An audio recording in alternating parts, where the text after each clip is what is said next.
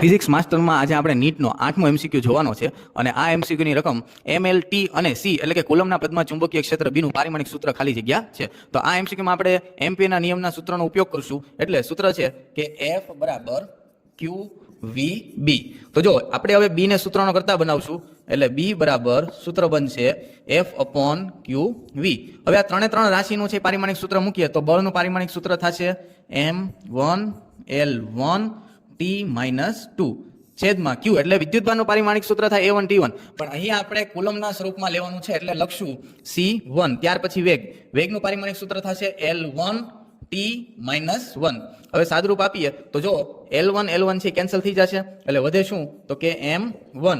હવે ત્યારબાદ આ જે T છે -1 છે ઉપર જાય તો +1 એટલે -2 +1 શું થઈ જશે તો કે -1 એટલે T-1. હવે જો C1 છેદમાં છે અંશમાં જાય તો એ પણ શું થઈ જશે માઇનસ. બરોબર. એટલે આમ આપણને ચુંબકીય ક્ષેત્રનું કુલમના સ્વરૂપે પારિમાણિક સૂત્ર મળે છે એટલે આપણો સાચો વિકલ્પ છે એ છે ડી.